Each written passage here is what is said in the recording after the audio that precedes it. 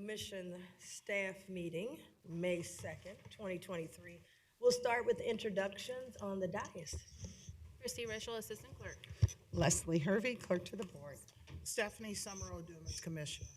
Good afternoon. I'm County Commissioner Denise Driehaus. Jeff Aludo, County Administrator. Charlie Annis, Prosecutor's Office. And I'm Hamilton County Commission Board President Alicia Reese. All right, we will get started. We've got a action-packed agenda. We'll start with our Health Commissioner, Commissioner Kesterman, and welcome back. Having me. I'm not, oh, there we go.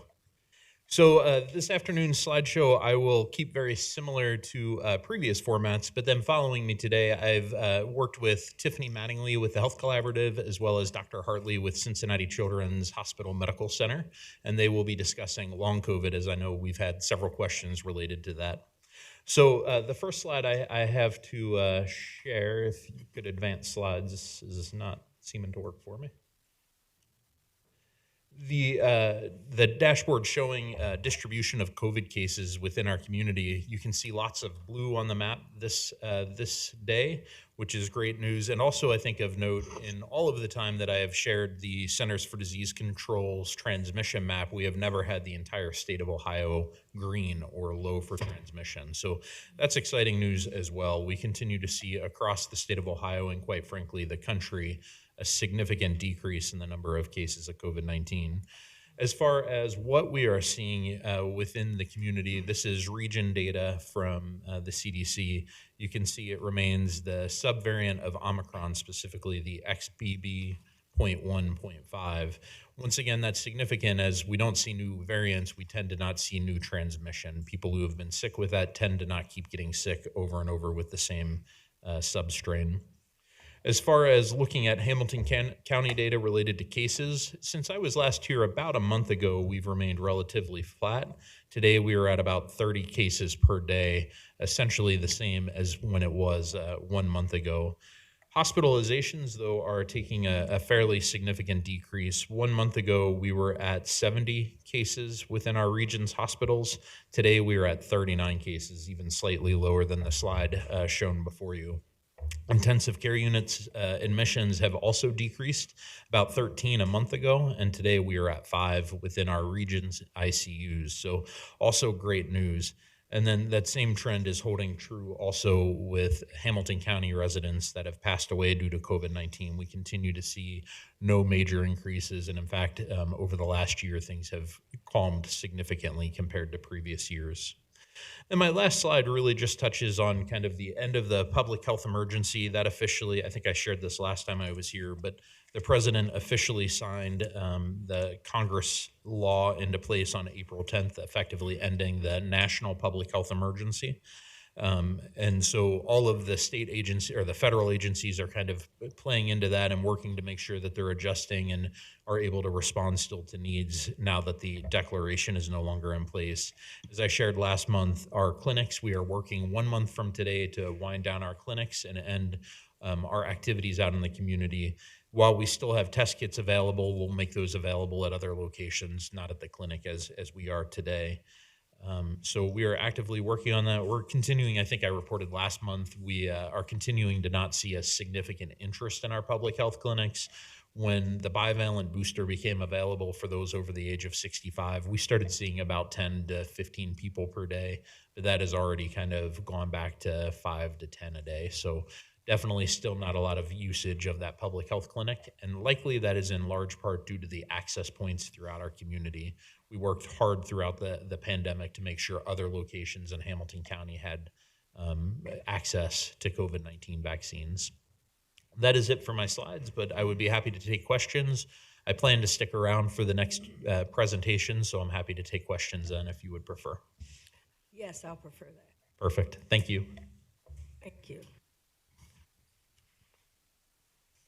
And next we have, is it David Hartley? Who do we have? Health Commissioner. Dr. Hartley will be joining us via Zoom from Washington, D.C. Okay. Yes, I'm here. Can you introduce it?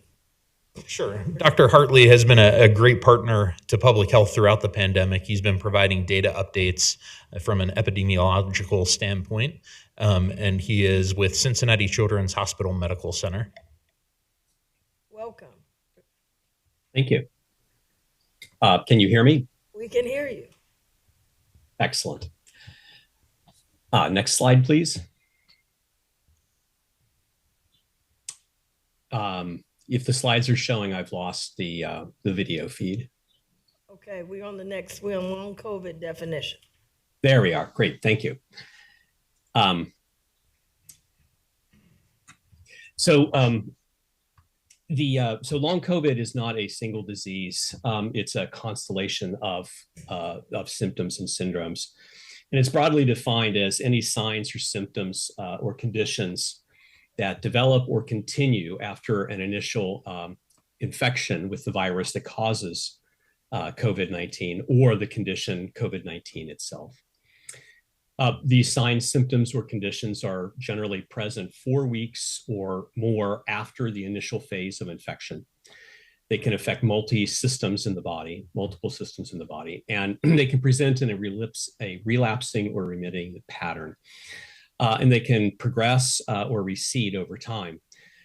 They carry with them the possibility of very severe and life-threatening events and can be present for months or even years post-infection.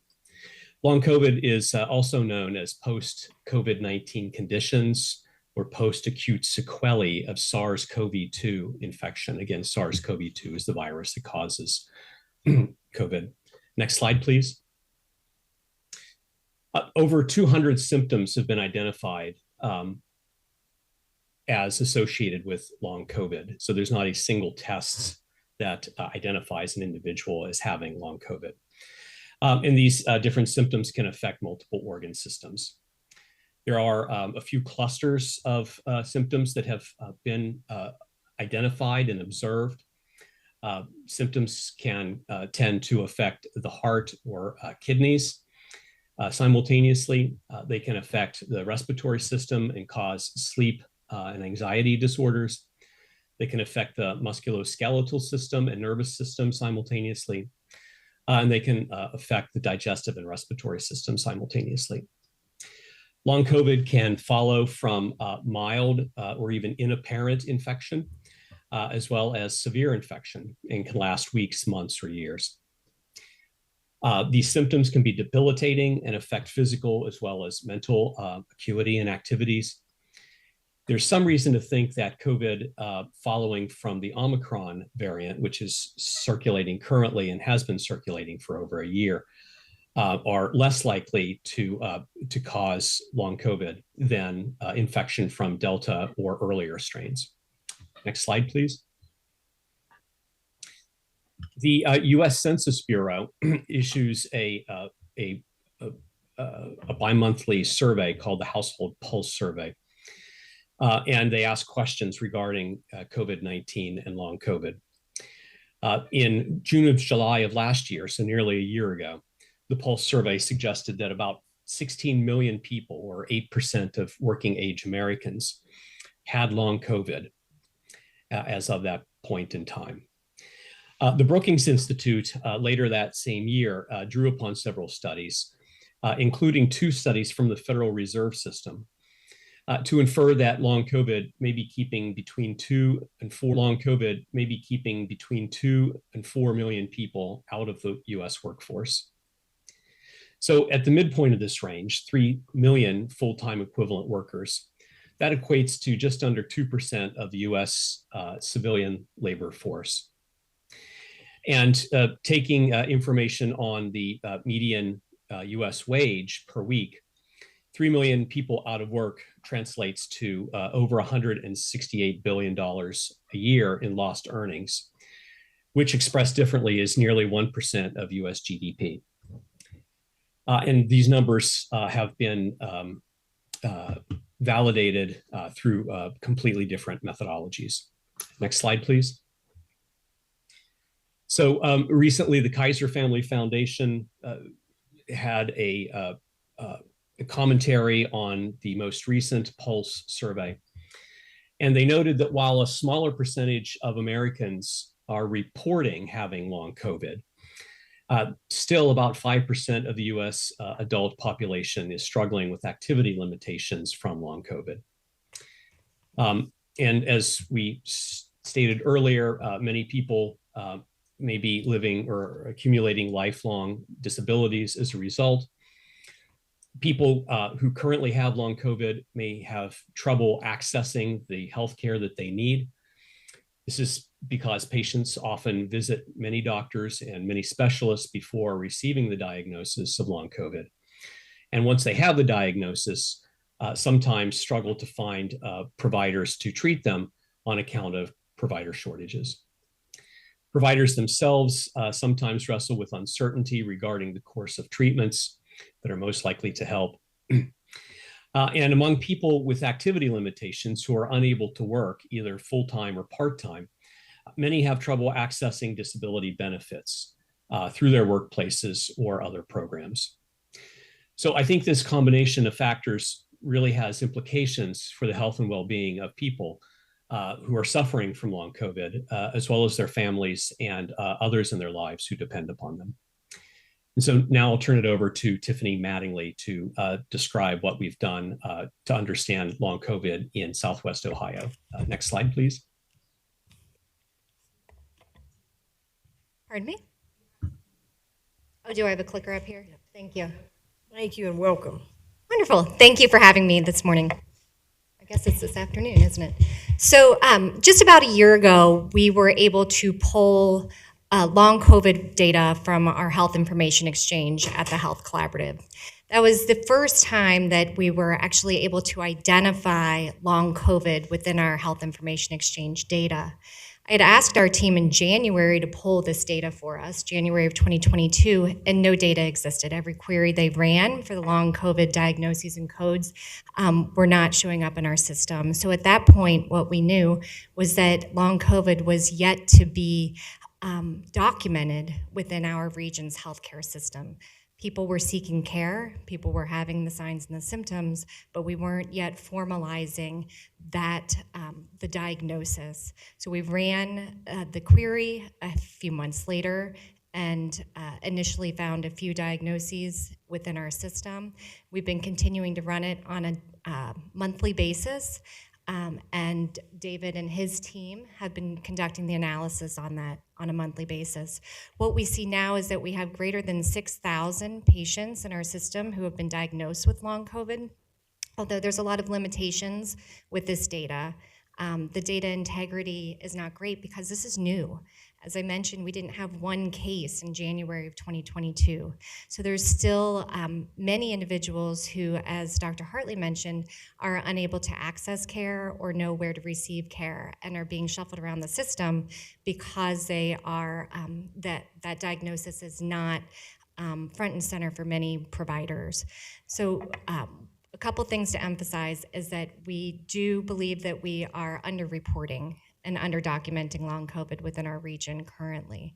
The other one is that the best entry point for long COVID care, if signs and symptoms exist, is within a health clinic or a primary care physician. That physician can then navigate the patient to the appropriate specialist if there's an organ or multi-organ system need beyond primary care.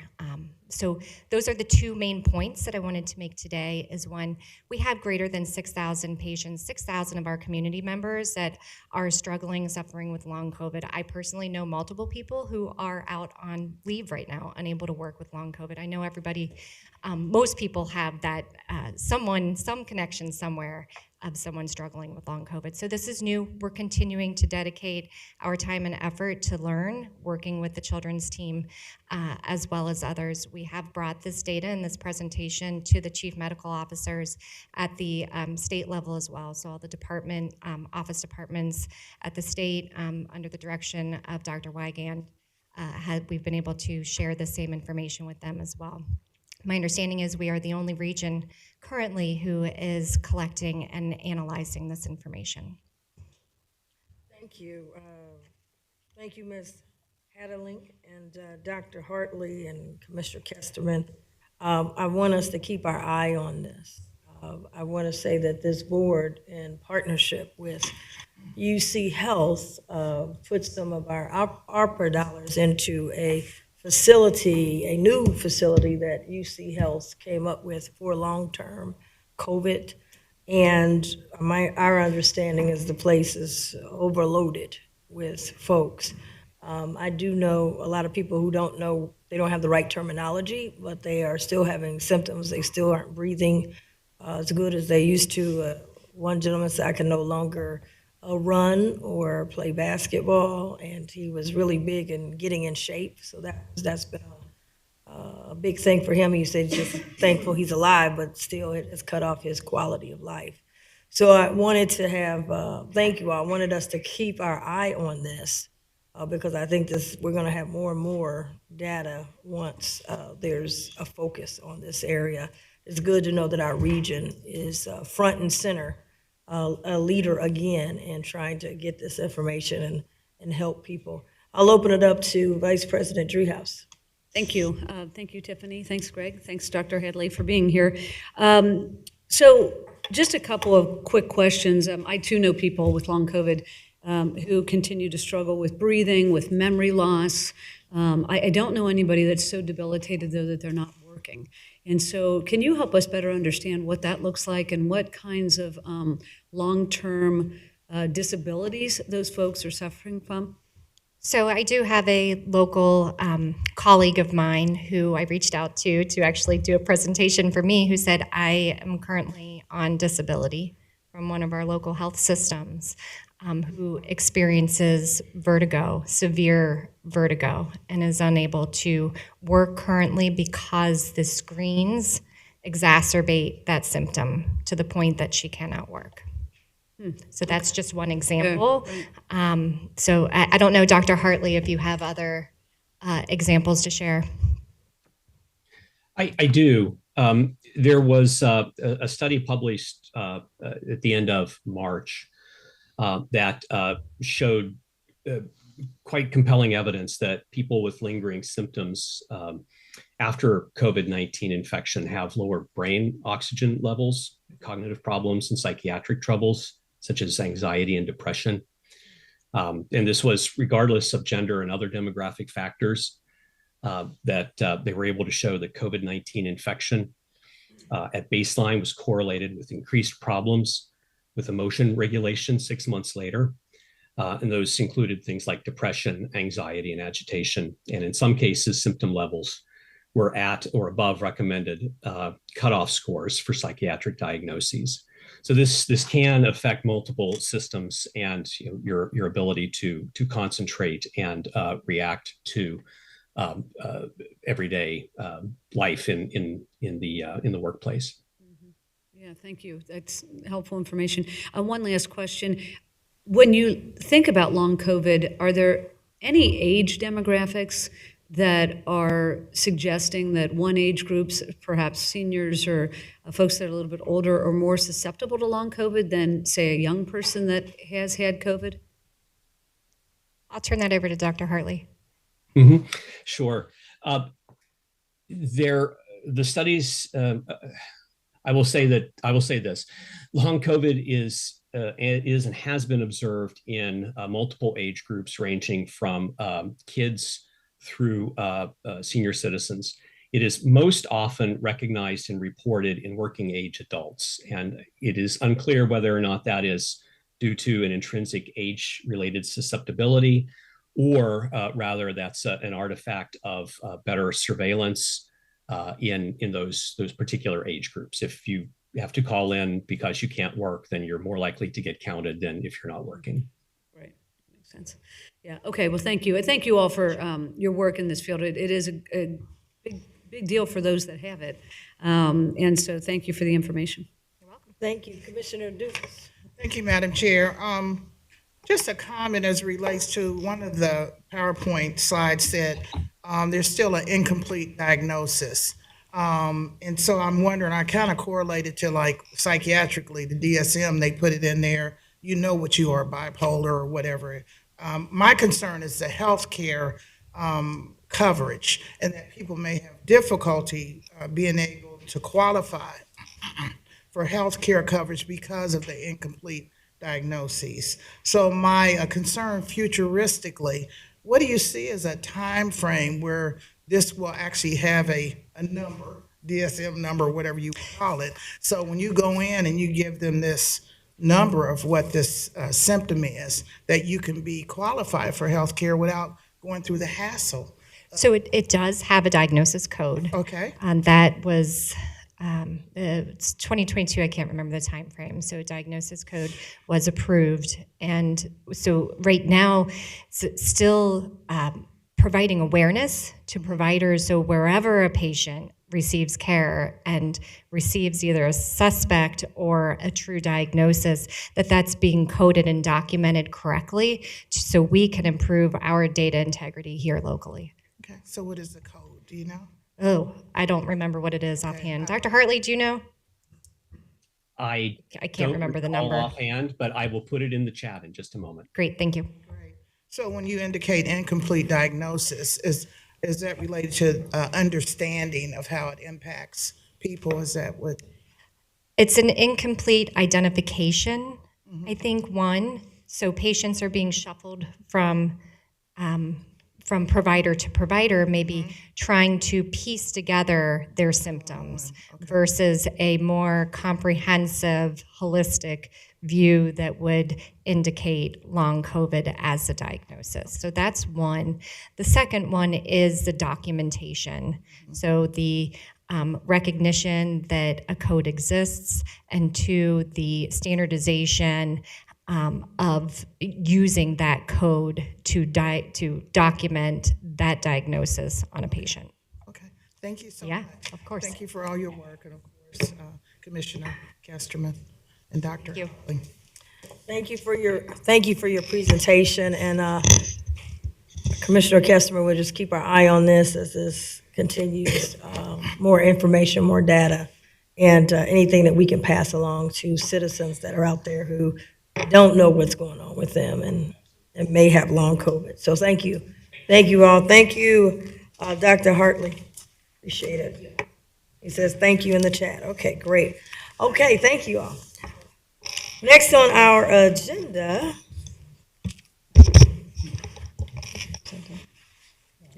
Okay, next on our agenda, we have a presentation regarding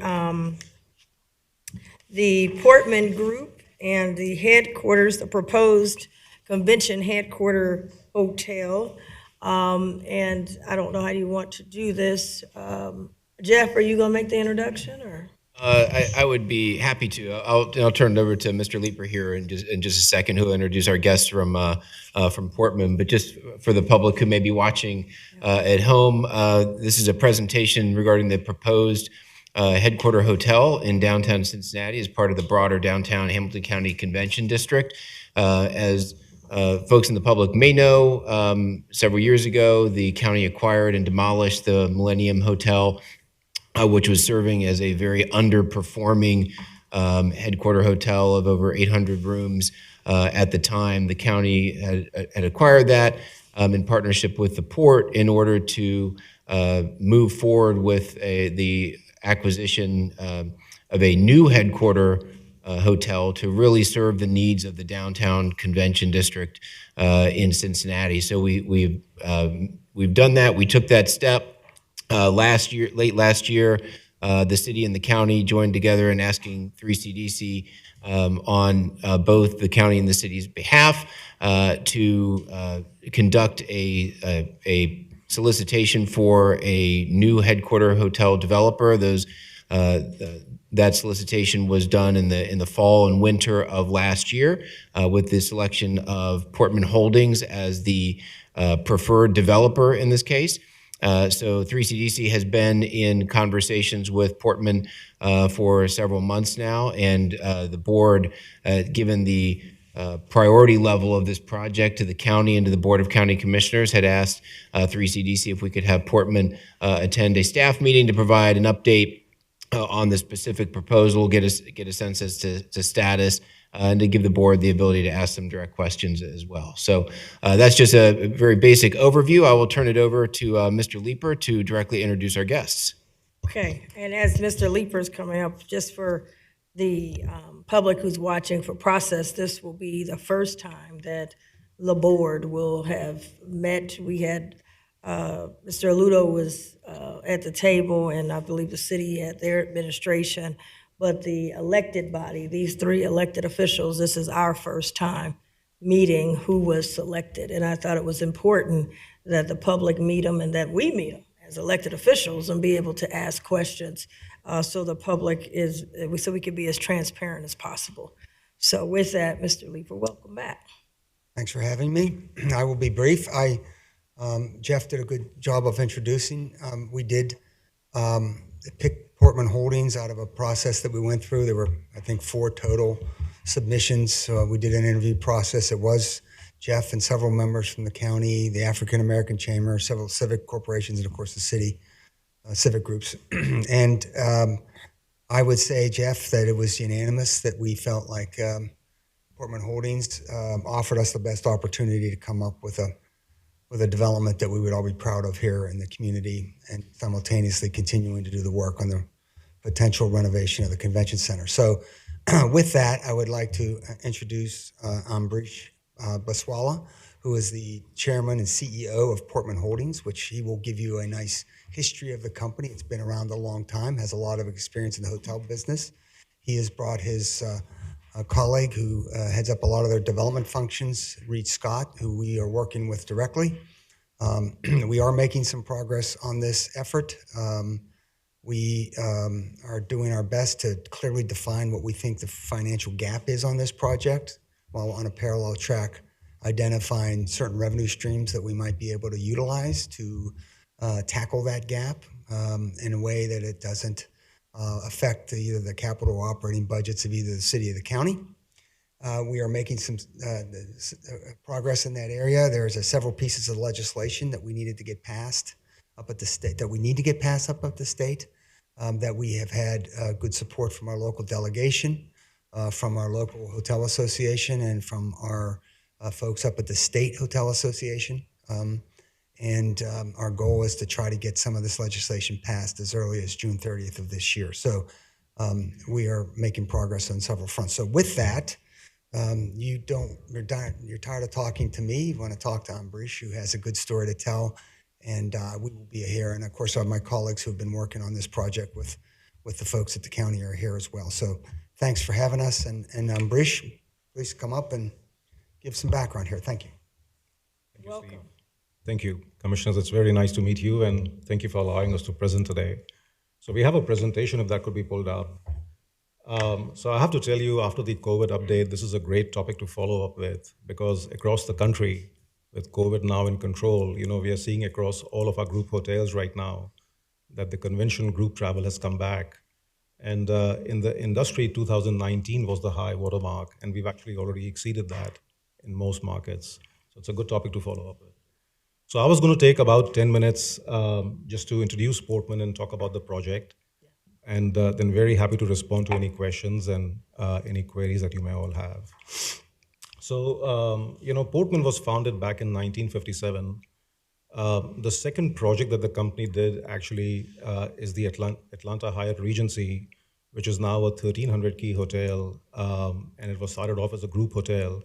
And that's actually where the Hyatt chain started. So our history in group hotels goes a long way back. So started in 1957, we've done about 75 million square feet of commercial development, which at the time of construction, so not adjusted for inflation, we've raised and deployed about $15 billion in capital over time. So, in terms of assets and things that we do, so we do a lot of mixed use, offices, life science, residential, mostly apartments, retail, hospitality, and then also industrial. And on the industrial, we do very large kind of mega warehouses, which are mostly meant for manufacturing, and they're just not for logistics. So just speaking to our experience on the hotel industry, we've done about 20,000 hotel keys in our history. And when I talk about we have done, generally our model is that we would find a site, We would undertake the design, we would find the capital, we would bring the operator, we would generally own these assets for a period of time and operate them, and then eventually we would exit them mostly to a REIT. Of those 20,000 keys, 13,000 are what we would call group or convention hotels, which is what this one would be. So quite a few. So our footprint in terms of work over time, we were a fairly global company, but about 12 years ago, we took a decision to really just focus on the United States. And it was mainly because it's a lot easier to do business over here, and there's enough opportunity. We don't really have to go all over the world. But we were the first American company in real estate in China. We went to China back in the mid-70s, had a presence in India, Europe, just all over Southeast Asia. But we are now just a US-focused company. So just speaking to some of our convention hotels, so the Salt Lake City Hotel is the latest one that we opened. This opened in the fall last year. This was a project that we worked with the county and the city in Salt Lake for about a 6-year time period. Our budgets for this year are already ahead of where we thought that they would be. It's performing very, very strongly. And I don't know if you follow this market or not, but against this hotel, the city also renovated their convention center, and they also built a whole new expansion to the airport. And it's a Delta hub, and the whole city is doing very well. And we also did a complex of 800 hotels in San Diego on the waterfront, which is the Lane Field complex. We did the Hilton San Diego Bayfront, 1,200 keys. Again, a very successful hotel. We did the Westin Charlotte back in 2001. This is right next to the convention center, tied to the expansion of the convention center. And we still own this hotel, so we own it 100% ever since we built it. And then we did the Westin Warsaw Hotel, Convention Center Hotel. We did the Shanghai Center, which has the only co-branded Ritz-Carlton hotel in the world called the Portman Ritz-Carlton, 800 keys. We did the Atlanta Marriott Marquis, which is 1,600 keys. And a lot of movies use this hotel. You know, if you've ever watched Hunger Games, when the doors open and they talk about the city of the future, they actually open in the lobby of this hotel. So it's a spectacular atrium, actually. We did the Marriott Marquis Times Square, which is the largest non-casino hotel in the world, 2,000 keys. Very successful hotel. Then Marina Square in Singapore, which was a complex of 1,900 keys, which we did in one shot, in one single phase. The Westin Bonaventure, again, a lot of movies shot over there, but somewhat less successful as a hotel for a number of reasons. We did the Westin Peachtree, Hyatt Regency San Francisco, and then, of course, the Atlanta Hyatt, which is where the whole Hyatt chain started. So I thought I'd take a minute and just kind of talk about this hotel. So this was a very similar process to what we went through in Cincinnati. Salt Lake basically wanted a convention headquarters hotel. They ran a process, they selected Portman. We worked with the county and the city to put together a package to make the hotel viable. One of the things which was very important for us, for a good convention headquarters hotel to succeed, the adjacency and connectivity to a robust convention center is very, very important. And these hotels cannot really succeed without that. And so for this particular property, we actually work with the city. And this hotel, the lobby is directly connected to the convention center. So you can walk from the lobby into the convention center. And the city then spent a significant amount of money actually updating the convention center. So basically, from a visitor's point of view, the whole experience is seamless. They could be in the hotel and they could be in the convention center, and they wouldn't really know. And that's a very critical aspect of success for these. So just some of the cities that we've engaged with over time. So obviously Atlanta, Charlotte, New York, San Francisco, Salt Lake City, San Diego, and hopefully now Cincinnati, which we can add to this list. So just on the team, this is some of our senior leadership team. So by the way, most people call me AB. I have a very complicated name even where I come from. And then John, who's the president for the company, Michelle Barton, chief operating officer, Jeff, who's our general counsel, Derek, who leads our hospitality asset management, Bill, who heads up all of our construction nationally, very experienced, Reed, who's in the room over here with me today, will be a key lead player on this project. Ali, who's done the last 3 of our convention hotels, who would be directly involved in the construction on this. And then Diane Fox, who works with Derek on the hospitality management. So the structure that we have proposed for this hotel is obviously working with the various civic bodies and civic authorities. Portman as the lead developer. We would propose to bring Skanska in as the general contractor for the project. Skanska, by the way, is just finishing the Convention Center Hotel in Atlanta. So they have very recent and very current experience of a large box hotel, which is very helpful just in terms of experience in costing and team. Piper Sandler, which is an investment bank that we have been working with for quite some time on financing for these hotels, which is very specialized. And then just a team of designers and consultants and MEP firms. So that is our proposed team. So on the hotel itself, this was the solution that we had basically proposed and presented. And just a few things in this. So it's 800 keys. It's got about 75,000 square feet of meeting space. So it's got a junior ballroom and a grand ballroom, and then really several breakout spaces.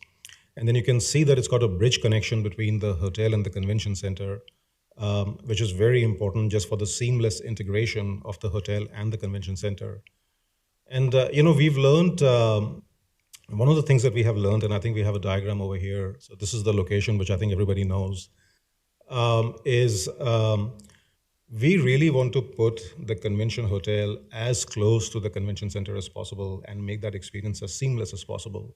And so one of the things we've proposed over here is rather than having a vehicular drop-off on 5th Street in front of the hotel, we've actually extended the sidewalk over there to make that crossover to the convention center easy. And we've actually put the traffic solution inside the hotel, so to speak. And so that enables for a better drop-off experience. And then there's an arrivals and a check-in over there.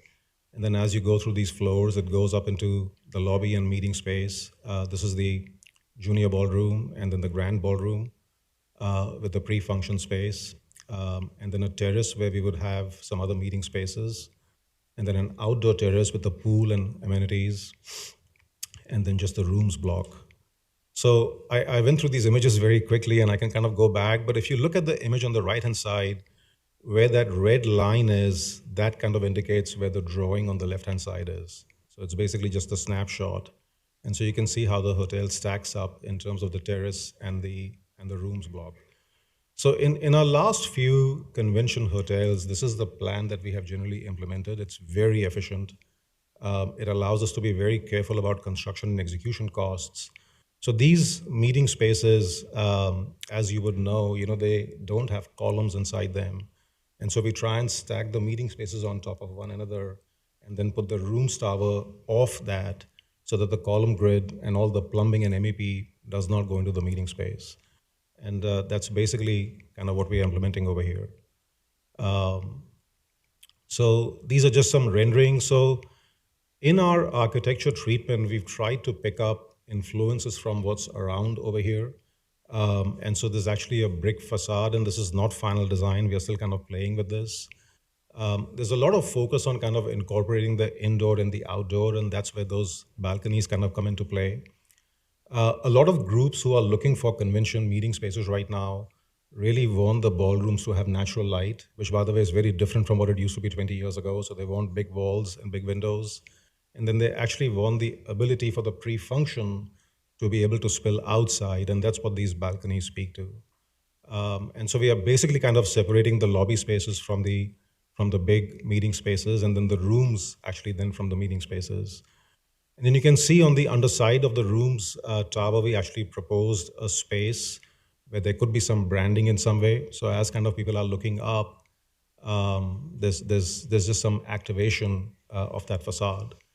And then this is all just conceptual right now, but we'd love to find a way to kind of broaden the sidewalk at that point in time, do some landscaping over there, and just make that interaction with the convention center quite seamless. So these are just some of the renderings of what the design would look like, and just a snapshot. And I think that's all we have. Oh, okay. So on the budget and financing, so our estimated cost for the hotel at this point in time is about $470 million.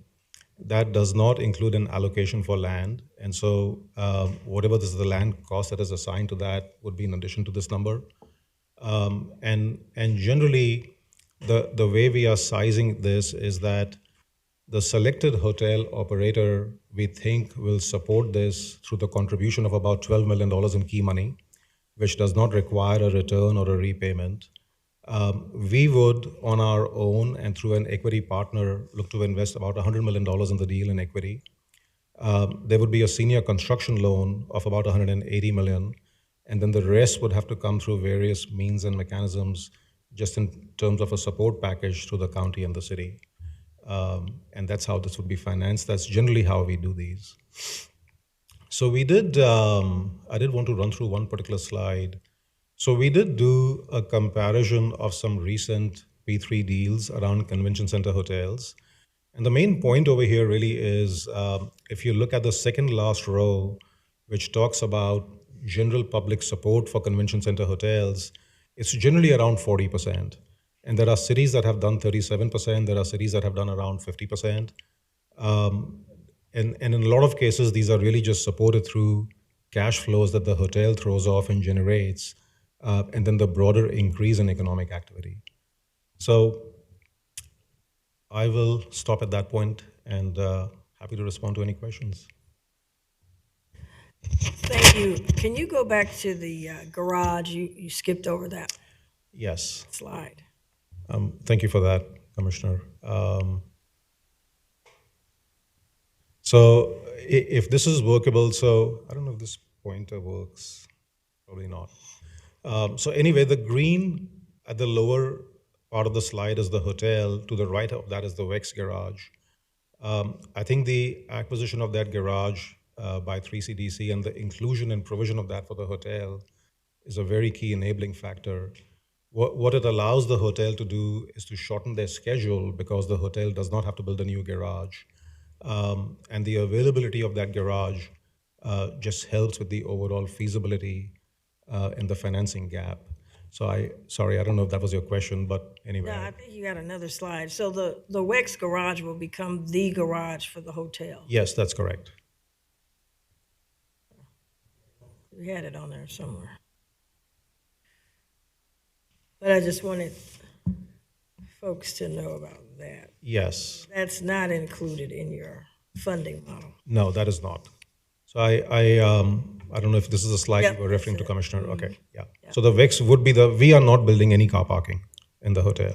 So the Wex garage would be the sole source of parking spaces. Okay, thank you. Thank you for your presentation and appreciate the background. And I think it's very important and for the public because we have to get elected and we have to face the people. Yes. And then the people can deal with us. Yes. Others don't have to face the people and the people don't have to deal with it. So we have to be here on behalf of the taxpayers of Hamilton County. So I wanted you to come so they know who it is. They've been hearing the name and they saw a picture and they say, who is it? And I said, I don't know either. I'm looking at the people just like you. They said, that's unacceptable. So thank you for being here. You probably understand that, dealing with municipalities across the country. And it's important to us, so I appreciate the opportunity. So I appreciate that. And one of the things, a lot of my questions are coming as a person who has been a deputy director of tourism for the state of Ohio, who has brought in conventions at our toughest times. We had some very tough times in Cincinnati, and the lowest occupancy rate at that time in the country, and had to book and try to get conventions, convince them to come back, and we were able to get them to come. Wow. NAACP, Shriners Convention, National Baptist, et cetera. So I'm very familiar with the product. Also understanding that whatever we build, and I've been very clear, is that the hotel, to me, should be the first priority. We have two components. I want people that's watching today to know that we've got the convention center expansion, that's one bill of $200 million plus. Then we've got a hotel that we have over $50 million debt we got right now that we're still trying to pay back on the Millennium. the Millennium Hotel was not always the Millennium Hotel. When it started out, it was built to be kind of the top of kind of what you're presenting us today. It was Stouffer's, which was a big time brand. Then it was Clarion, that was a nice brand. And then it became Millennium, which is a good brand in other places in the country, just they didn't invest here. Right. So whatever investment we make, I think it's important for us to not get in a position, again, of another Millennium situation. I want to point out that the structure of that building at its time, like what you presented, was top of the line. It had some of the same elements. It was called Skywalk then. We had a skywalk that connected the same level as the banquet over to the Convention Center. We've done that. It had a sky roof that had where you could have suites come out to the sky roof, and it had a pool, and it had some greenery around it, and you were on the top, a swimming pool, on the Millennium Stouffer's Clarion / hotel. And it also had a huge ballroom at its time. They had a revolving restaurant also at the top that had lighting, as you said, natural light and those kind of things. And so it's funny how the world comes back flourishing. What I want to make sure on a couple of things that you mentioned was, one, you don't have the operator or brand. That brand is important because that's really what took the Millennium downhill, was the brand. We had this, we had the state-of-the-art building for its time. It had, 800, or I believe 800 type of rooms. We had the natural light. We had the, the pool on the rooftop. But we didn't have the right brand. And I just wanted to ask you, do you have a particular brand, and is that brand going to be around that, to continue to invest, because things do get old? And Commissioner, that's a great question. The flag of this will be a very important part of the process. So typically when we approach these deals, we do not select a brand upfront. We have found, so there are really three groups out there that are the most substantial convention hotel operators. We know all three of them. We do business with them all the time.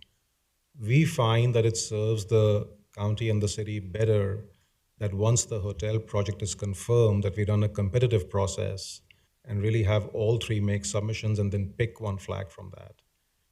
And so we generally never pre-select a flag. But yes, I mean, we have a lot of confidence in these flags. And also to, if I may, to your question, the Hyatt in Atlanta is a very good example. That hotel basically opened in the 60s. It's gone through 2 expansions. There is a 3rd expansion being contemplated right now. And so, these hotels do require investment over time just to keep them current, and you need the right flag. And that's still a very strongly performing hotel. So we have good confidence in what we design and what we create, but then it also has to be kept up, and there has to be investment in the asset over time. And who makes that investment? Is it the flag? Because we got a couple others. We have the Hyatt that I understand needs some investment. Right. We have a Westin now that also, and these hotels must produce, because it's very, very important. Would you be the owner of this, or do you build it and you out the way? So generally, we are not the long-term owner. These hotels go on for 50, 60, 100 years. We would own it for a period of time, but not the entirety of that time. But it's generally on the ownership to make that investment. And they would keep the hotel upgraded, and they would keep it running. So you would build it and sell it? Eventually, yeah. Like how long? There are hotels that we've owned for 40 years, and there are hotels we've owned for 5 years. It just depends on a range of factors. So these are not, if we are talking about where we are today, for this hotel to be designed and built is about a 3.5-year time frame. And then there's a period of basically, so the construction time on these things is about 33 months. And it's about a year, 14 months to design and permit. And then it takes a couple of years for these things to really kind of settle down and stabilize. So, our ownership is at least 5-6 years, but I don't know how long. Got you. Yeah, the reason I asked that, we just don't want to get into another Millennium situation. Right. And that's really what happened. Right. I mean, when we look at just the building, I mean, we have to be clear about that. We can't get excited about the pretty pictures. I mean, we've had, if you don't have good ownership or a flagship. I'm sure you're not doing Motel 6, but I'm saying what type of flagships? We already have a Hyatt, we already have a Westin. What's out there? So the three big groups from a convention hotel play generally are Marriott, Hilton, and Hyatt. And then they have within that umbrella a number of brands that can be convention hotel brands. But those are the three groups that we would really be talking to. And we'll select a flag from one of those three. Gotcha. I just put that out there because as we're looking at, we have to look at everything in totality. Yes. We have a Hilton that's in trouble right now, not able to pay, I don't think, the water bill. So I'm concerned about who's going to be the owner. Because I think that plays the most important role. We can, put the financial deal together, put taxpayer incentives. But at the end of the day, you're gone. You're back to Atlanta, you're on to the next thing. And I don't want to be stuck with, someone who comes in and now we're not getting, the top of the line. And Commissioner, these are great questions to be talking about. So, a couple of things, if I may respond to what you said. Okay. So first of all, we are never gone because our reputation to do the next hotel relies on what we did with the last one. Mm-hmm. We've been doing this for over 65 years. So we are never truly gone, so to speak. Secondly, and you know this from what you have been doing with the Visitor Bureau and the hotels and all, the structure of these deals over the last 50 years has changed dramatically. And these are very substantial investments for everybody. Everybody who's involved is very concerned reputationally about what they're doing and what they're creating.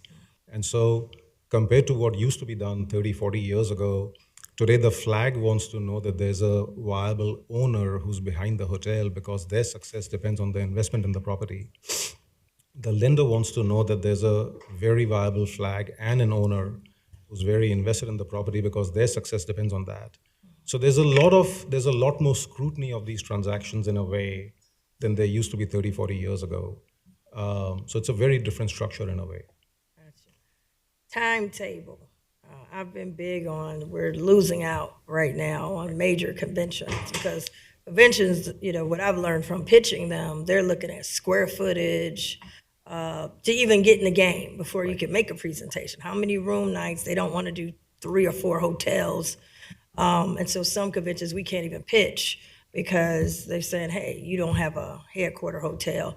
Now, we were trying to get the World Cup. We had a date of 2026. We wanted, we told the World Cup we're going to have a hotel. Right. We didn't get the World Cup, but I still don't want it to be that now we're going to move slower than, the World Cup because it was more than the World Cup. We needed conventions. What's the timetable? I know you told me how long it takes from beginning to end. Right. Now that you've been selected, is there a timetable? So we are basically working with 3CDC on this. The general outline of the timetable is that we would hope to break ground on the hotel middle of next year, so end of second quarter of next year or in that time frame. And that basically depends on putting the financing together and the support that is needed and the drawings and the permitting. And then from when we do break ground, it should be about 30 to 33 months for the hotel to open. In that time, okay. Yeah. Let's get to the finance. Absolutely. My favorite part. Now, 2023 pricing, you said right now $469,869,000. Yes, Commissioner. That does not include the land. Yes. Now, my understanding, the land is owned by the Port Authority. Am I correct? So they would charge you for the land, or how does that work? I'm going to have to defer to Steve on this one because I think there are a few things still being worked out. Yeah. And that's why we did not include a land number for now. Yes. Well, we want to know that up front. I mean, yeah, because you're picking that location versus the Millennium location. Our presentations in the past, we've incorporated this is what was submitted to us. We knew that land needed to be repaid because they borrowed money to buy that land. So we have incorporated a purchase price in the gap that we're trying to finance with the idea that the port would be made whole and the land would be transferred. So in previous presentations where you've seen our gap number, we've contemplated that, Commissioner. Got you. Because the question was, if we go that location, that's owned by the port. If you go to, because we got a $52 million or more, I don't know, Commissioner Dumas may have those numbers. You was talking about it last time. We got over $50 million that the taxpayers are on the hook for a Millennium, and we don't have anything but green space. And we're saying, and most people thought we were gonna put a hotel right there, but we're not. So I'm concerned that we would put a hotel somewhere else, and now we're gonna pay their debt, but we didn't pay the debt of the taxpayers. So I'm trying to, the issue would be, if I'm a taxpayer, I'm listening, well, wait a minute, I'm on the hook for $50 million. Put it over there so we can make the money and pay that back. Okay, well, we've had this discussion before, but we incorporated that acquisition in the refinancing of that convention center. So the renovation plan anticipates that now that debt is now being shared by both the city and the county. How much is that land? How much they're selling the land for? Which land? Port Authority, where we're putting a hotel. We bought that land because I negotiated that back. Oh, you bought it? Well, I bought it and then we assigned the contract to the Port Authority. But it's like 11.9 million, 11.7 million, something like that. I think it was 11.7. That was 11.7, and I think the WEX was 11.9. Okay, so we would be buying that back in this $469 million. That would be repaid, yes, because they borrowed money and they've been operating it in good faith to hold it for this purpose. Oh, gosh. We've been in good faith too, the taxpayers. Everybody's been in good faith. So what City's been in good taxpayers faith. is watching, County, you've been in good faith. Everybody's been I in good got you. faith. So they're okay, so let's get back to the money. So we would add that, we'd pay you back 3CDC for the land. No, pay the Port Authority. Oh, you said we bought that land, I didn't know. We negotiated the price, we assigned the contract to the Port Authority who bought it. So Port Authority, that's where I put them down. Port Authority will get their 11.9 million back. This number that you have, is this 2023 cost? I know the cost of everything's going up, and we're learning that as we talk to MSD and others. They'll say, this was 2019 prices, not 2023. So would this be the future pricing, or you anticipate this number going up? So Commissioner, that's a great question. So typically when we project construction budgets, we project them to when we expect to break ground. And this is second quarter of next year or around the middle of next year. So these numbers include an escalation factor to that point in time. Okay. Now let's look at the gap. You said there's a gap. So there's 469,869,000. That's your base price. Does that get us the hotel? Yes, Commissioner. And then we'll put another 11.9 or 11.7, whichever Mr. Leeper said, one of the two. We would pay that for the Port Authority. What is the gap? You said you would get a $100 million loan against this? So we would invest $100 million in equity, and we would get a senior loan from a group of lenders for $180 million. And then the gap that would need to be supported through various instruments would be about $170 million, plus the land. So 117 or 70? 170 170 million is the gap. is the gap. Okay, and then is that what you're expecting the, I guess, the public or the municipalities to help with the gap, or how are we feeling? Yes, and so generally, Commissioner, there are a number of mechanisms that are used by cities and counties. Most of them relate to cash flow that the hotel would generate into the future, and that is effectively securitized upfront. That may or may not always be sufficient. So we are generally parallel with that, but it's not something that we do, because generally cities and counties, when they approach us to do a hotel, they have a sense of how they will fund that. And then we may be involved in helping to monetize that, but that is generally something we don't get involved in. Okay, and you said normally the public puts in about 40%. Which is that gap Which number. is the $170 million. Yes. Because we were kind of told, I remember Jeff may hop in here, I've asked him several times, he said, well, the hotel, we wouldn't have any public money in it, because we're dealing with a convention center that's looking at taking our hotel motel tax, and that doesn't include your hotel. And then you indicated that there'll be no public money that has to go into this. I want to make sure if that's the case, the public knows about it, because that's a good thing if that's the case. So what we had talked about was public money from the perspective of trying to avoid the use of, as Mr. Leeper said earlier, use of the county's capital or operating dollars, or even in this case, our direct occupancy tax dollars, which are committed to the broader convention district project, and trying to make sure that there's no direct cash subsidy from the county, and I don't want to speak for my friends over at the city, but assuming the city as well, into the project. But at the same time, we would be looking at other strategies, and whether that included the abatement of the incremental occupancy tax associated with the site. There is conversation about mixed-use development grants and loans from the state. So it's still public money and public strategies, but not necessarily direct cash infusions from the county or the city. Yeah, I just want to get that part. People who are watching, you're saying there'll be no direct cash, no running out getting loans that we got to pay back on behalf of the taxpayers of Hamilton County. I'm not talking about the city. They got to talk. The city has their own portion, but you're saying that, like right now, Millennium, we went out and got it, we got to pay it back. You're saying no loans that will have to be paid back by Hamilton County taxpayers, no cash out of the general fund from Hamilton County taxpayers, and you're also saying no occupancy tax, which is really our hotel motel tax. Because he had it on here, future revenue, so obviously your room nights, you're looking at helping to pay in this gap as well. Yes. And I want to be clear, we're also, that what we are talking about is the potential for the incremental occupancy tax generated by this hotel. But so yeah, that's the intent. The intent is to try to do this in a way that reserves the direct public dollars for the public assets of the convention district project, and reserves more of the incentives and and state financing, et cetera, and other incremental tax financing and incentives for the private project, so that to the degree we're incentivizing the project, we're doing it in a way that we more traditionally incentivize economic development, and not through a direct public subsidy of cash. That's the intent. I got the date. I like it. I'm liking what I'm hearing.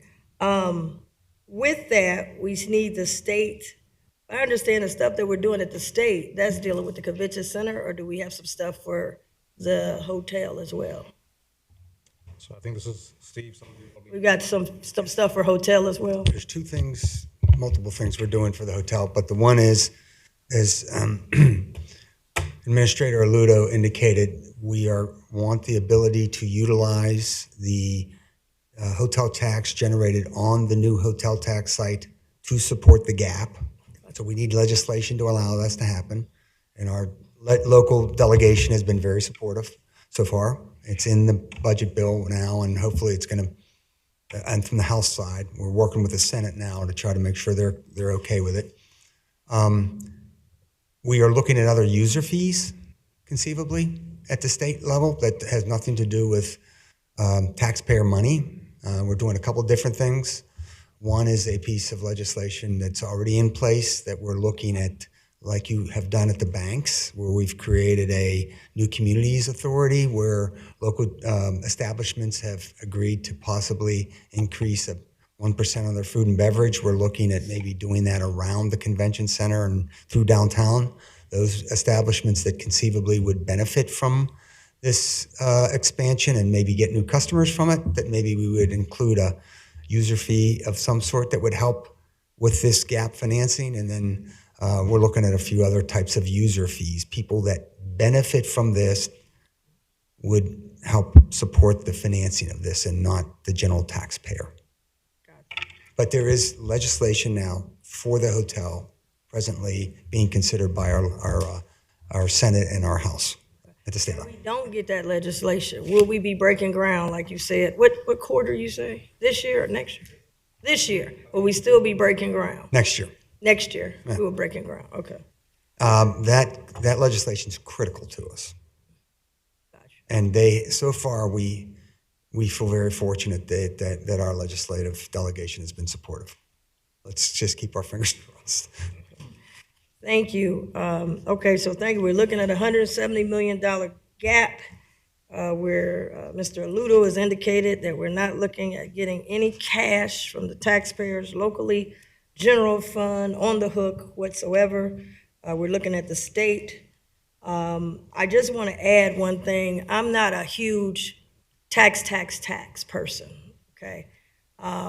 Because when you look at these conventions, affordability and competitiveness is critical.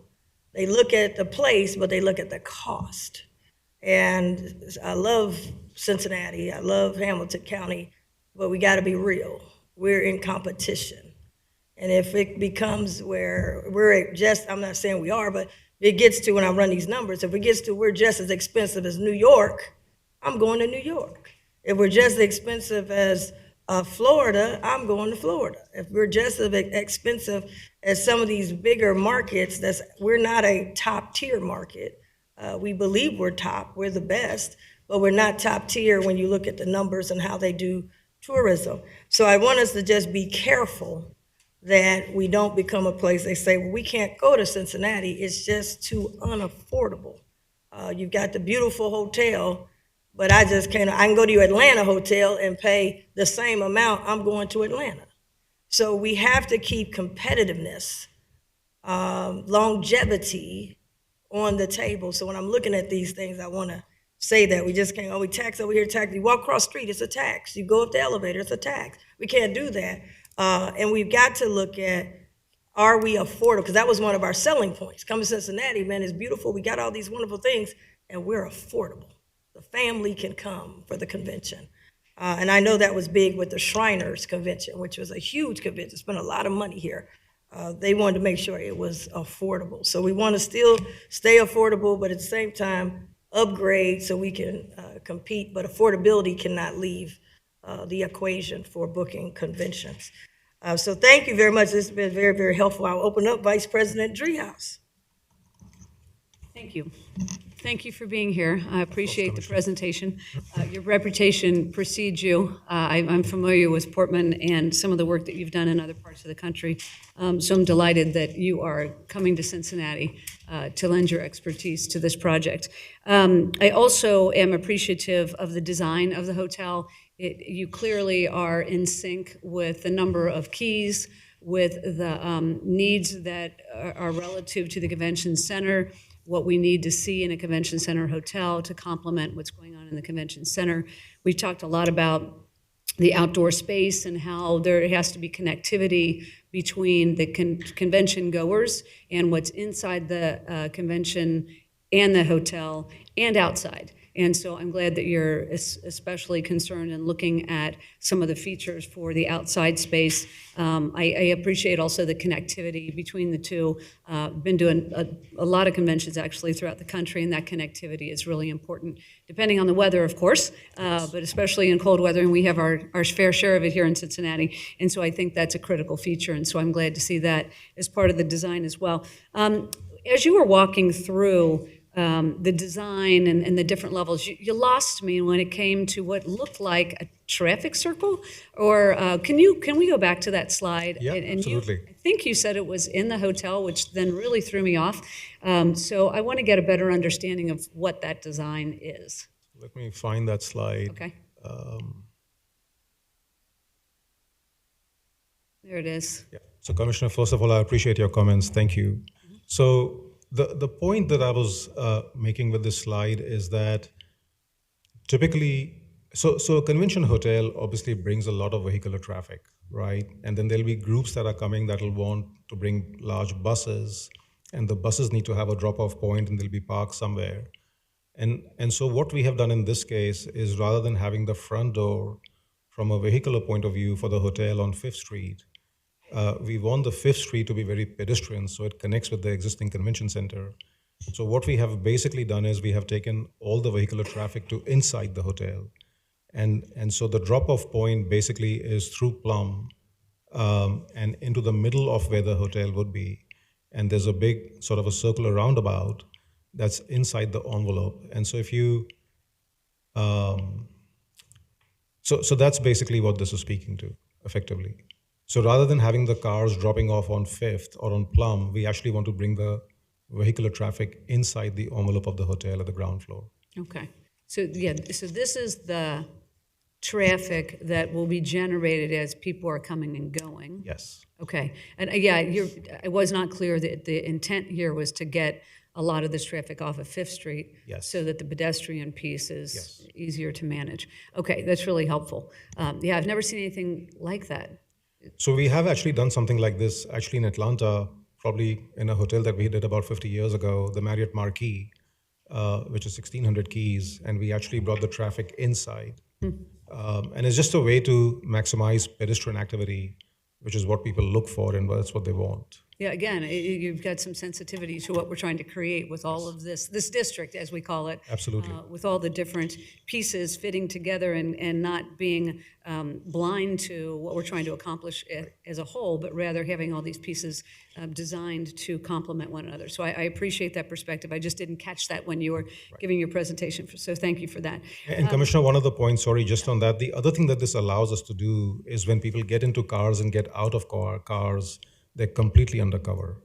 So they're not exposed to the elements, and that's the other piece that's nice about this. So just to expand on that, so the hotel itself then, and I'm looking at the rendering then to the right, so because you've kind of carved out that piece, the hotel is over, it's not literally above this piece, right? It's kind of over to the side?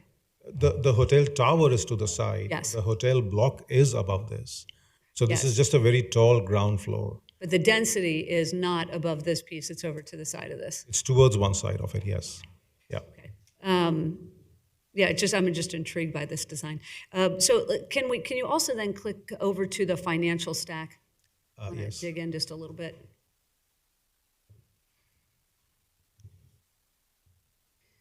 Is there one more slide? What's the next slide? So this was just comparing public support for similar projects across the country, just some recent projects. Yeah, so I wanted to look at this a little bit. We clicked through this pretty quickly. So I am curious about the public piece of this, that close to 40%, as you've discussed, and what that looked like in other cities. And so you've got it on here where it's land contribution.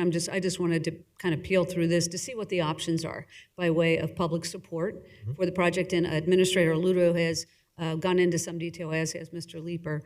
But this gives us, and I'm going to hone in on this just to say these are the options in front of us by way of the public financing piece. I too am glad to know that we are not going to be making a large cash contribution to this, because we are so, and I know you know this, but we are so invested in the convention center itself, and then the parcel where the Millennium was. Right.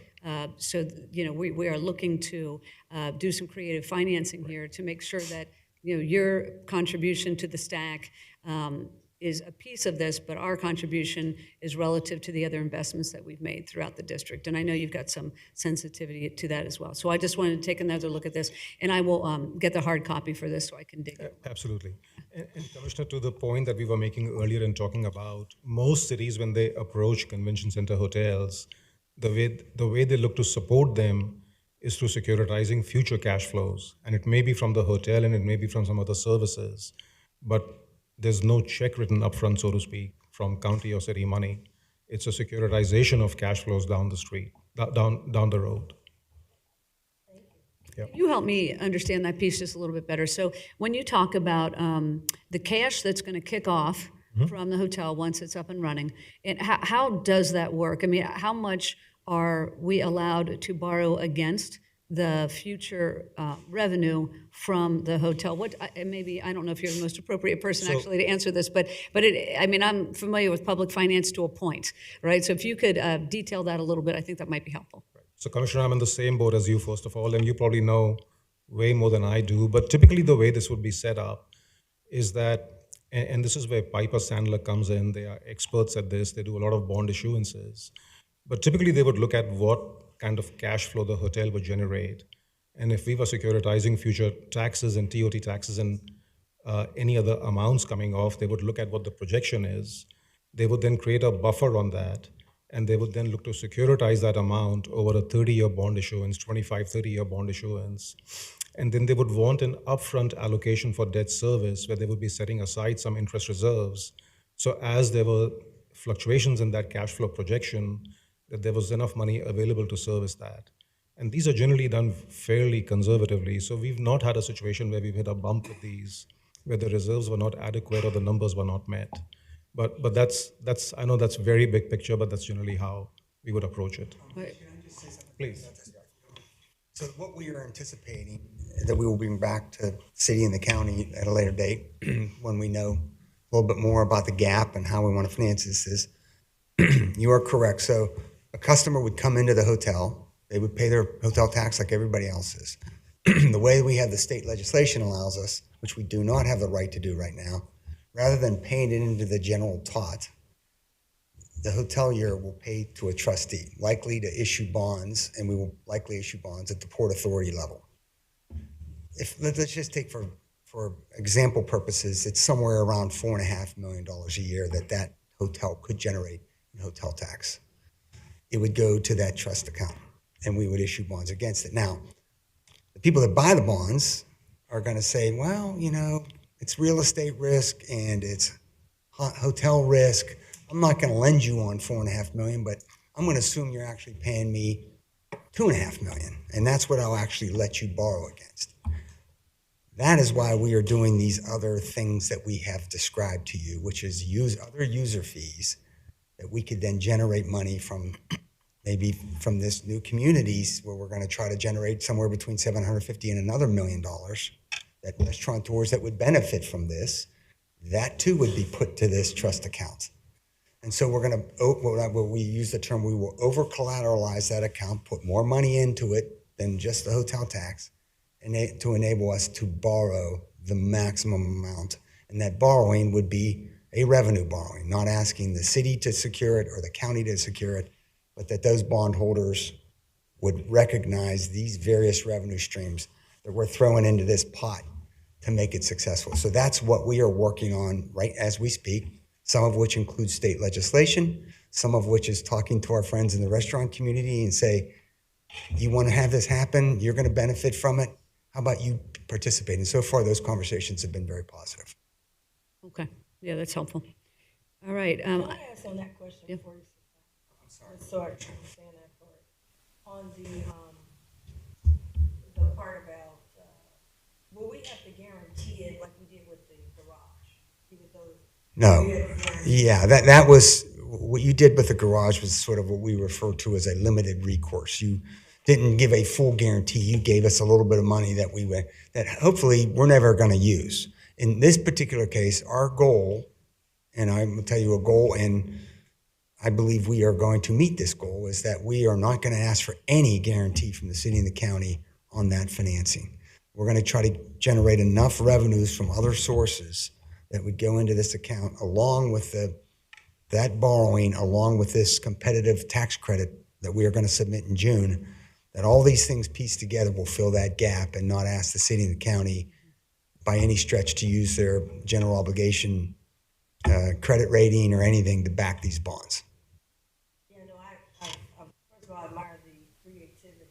I'm just wondering if it doesn't happen, I don't want to have like convention center and we don't have the hotel. Well, we're working on these parallel track. We're giving this as much of a priority as anything. Believe me, I understand your concern. I hear your message. We got these folks here. We got this state legislation. I mean, the good news is we got a roadmap and we actually see a little light. I just don't want it to close on us and our state legislature. They have been very good. We should be proud of how they've supported us. And that's a key. It's a key to the financing stack because, we're invested in the district in other ways. And so the stack not digging into any direct allocation from the county is very important as we move forward in this. And Mr. Lieber, I hear you saying that you're working to close that gap and are optimistic that we get there if our friends at the state, and our friends at the state have said that they understand it and they're willing to be supportive. So again, big shout out to them that we're grateful for their cooperation as they move through the budget cycle. So that's all the questions I have. I really appreciate you being in here. It's an exciting design. It's an exciting add to the. I mean, it's one of the most important pieces of the Convention Center district as we've thought about the expansion of the Convention Center and the disposition of the Millennium Hotel. It became very crystal clear years ago that the headquarter hotel was key to all of this. And without that piece, none of it works. And so I'm excited that you are a partner in this with us and really appreciate your presentation. And I'm going to ask you, I'm sure we've got your contact information somewhere, but I'll be looking forward to talking with you in the future. Absolutely, Commissioner. Thanks. Thank you. Thank you. Commissioner Dumas. Thank you, Madam Chair. Thank you so much for your presentation. I also thought the PowerPoint design was very refreshing. I know this is just an overview, so we will have more much more opportunities to ask specific questions, which I'm sure that I will. And a lot of these comments and questions really should be shared with the city, which I know Jeff has a meeting coming up. And also what our CVB board, executive board, needs to know as a county where we are as it relates to the design of both entities that we're talking about. They need not to be hit, the city or the CVB board, as far as what our expectations are. So hopefully that will happen. Specifically, Steve, you had asked June the 30th was a date that you needed something from us, and if you could just repeat specifically what. Sure. It's June 30th is where we have legislation at the state. Okay. And it's the state that we're hoping that some of the legislation that we put forth may be passed as part of the state budget. So and that's their omnibus bill. ours. I didn't Yes, want us to miss yes, ours. Commissioner. Okay. And just a couple other comments. You were saying it would be about 33 months from beginning to end for construction. Construction, yes. Yeah. And so, and I want us to be timely, of course, but, having attended the memorial program last week for workers and the workers that have died in the process of construction, that we want to be timely, but I'm very concerned about worker safety, and I'm sure you are. Labor involvement is another issue, and subcontracting as we look at diversity and inclusion, and I'm sure you're concerned about that also. The other thing that I just want to state, and I've heard it repeatedly up here, that we will not be impacting our general fund at all, and also our reserve. Our reserve decreased almost 24 million from last year to this year, so definitely would not support anything that would need us to go into our reserve in any way. But just lastly, I'd like to thank you for your expertise and what you've done in the other cities, and look forward to asking more questions and see how this process develops. Absolutely, Commissioner, absolutely. We're very excited about this, and thank you again. Yeah. Thank you so much. I just would ask was we keep us informed about this hotel operator and brand. This is very Absolutely. important. And then I see in your partnerships, there's one African-American partner on the architect side. I just want to make sure that tied to the actual long-term project. A lot of times we have inclusion at the beginning. We try to get to 15%, and then we go back and forth, meet and greets and all that. But ownership, ongoing, I want to see it tied from what I've been hearing from folks in other cities, and you may know this better. I know Atlanta does not allow you to come in there without African-American That's correct. involved at every single level. And I want to just highlight that's what I've been hearing here as well. So I don't want us to concentrate just, we got the architect, because once you design it, you out of there. We got the engineer, once you engineer it, you out of there. We got a painter, once you paint it, you out of there. And we are building something that's going to be 20 years. So just want to make sure that that's tied, the inclusion part is tied to the long term and not just the short term ribbon cutting that we put together. It is, Commissioner. It's a priority for us. And again, it's one of those things that we act on as we get going with the project. But I hear you. Yeah. Thank you. This won't be the last time we see you. And my position is I'm all about the hotel first, because I know without the convention hotel, we cannot bring money in. So I want to make sure that the convention hotel is up and ready to go. And you are committing to 800 rooms. Am I correct in here? You said 800. So that was the RFP that 3CDC put out, and that's what we are responding to. I think there's still a discussion about that. But Commissioner, just to your point, and if I understood it right, the hotel will not succeed without the convention center. So it's imperative that the convention center, so this cannot be financed if the community does not see the convention center renovation also happening simultaneously. Because by itself, this cannot bring the groups that are needed over here. So it's very important that they both go together in parallel. Thank you. I know me and Steve go back and forth. My concern is we get a convention, go in, we run out first, and you come back, say, well, we couldn't get the gap. Now we down to 200 rooms, we down to 300 rooms. So I want to see the shovels going at the same time, because if they don't, we get something without a hotel. And I don't want 200 rooms. I don't want 300 rooms. Based on what I've heard conventions wanting, Right. we got to have, that's how they came up with the number 800. Yeah. And Commissioner, I understand, and I know you know this, but for us to break ground middle of next year means that we would have invested probably about $15 million prior to that time. So these things, they're just complicated. They're in steps. They have to move together. There's a lot of investment along the way, but there's just no way to turn a switch. And I know you know that, but they just have to move along in parallel. Gotcha. Thank you. Absolutely. Thank you. Can I comment on the comment that was just made? The shovels need to go down at the same time. You're the developer. Is that realistic? That both will be going on at the same time, the development? So I don't want to speak off the cuff, Steve. I don't know if you have a sense of timing. Yeah, I didn't want to leave that on the Yes. floor. So can we come back on that, or do you have a sense of timing that you can commit to? Let's speak to the renovation of the convention center. Our goal is about the same time. We would ideally run the first quarter of next year where we would allow the public shows to continue because they generate a lot of activity, and we wouldn't be ready anything prior to that, and maybe move into April. And then about this time next year, which would be slightly ahead of when they would start, just because they're designed and it's a bigger project, but they would be shortly thereafter. So our goal would be, Commissioner, maybe this time exactly next year, we would shut down the convention center, and then no more than 18 months, so that we would be open in January for the public shows of 26. So we're working with the CVB and the operator of the convention center to accommodate that schedule. And then ideally, as Ambrish indicated, they would be just a couple months behind us. And I just wanted to clarify, we were saying that you're negotiating the rooms, how many rooms. I'm saying that one of the things that I think is important, we're moving forward, only reason we would be moving forward with a convention center is because we're gonna get a hotel. And a lot of times, if it's on the backside, then we're in a point where you say, well, no, we gotta find out what the state's gonna do. We hope they do the right thing. If it doesn't, now what? Now we got a convention center, we still don't have, then we come back and say, well, we're gonna do 200 rooms. That's not gonna, the only reason we're doing this, in my opinion, this is me talking from experience, to actually book conventions.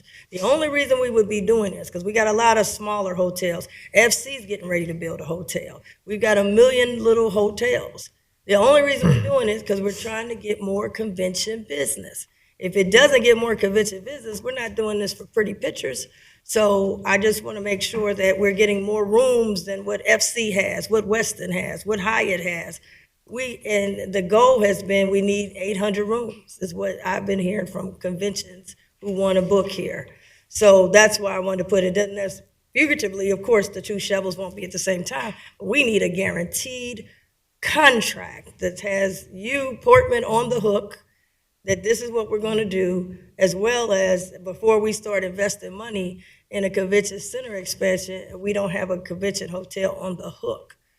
And I know there's other things that Mr. Leeper said you got to negotiate, so you'll be negotiating that and getting that back to us. And we've got, of course, the state and other things that have to come forward. So I know it's a complex situation, but I'm talking about what the end results. Taxpayers were told we tore down a Millennium Hotel. It's $50 million on the hook.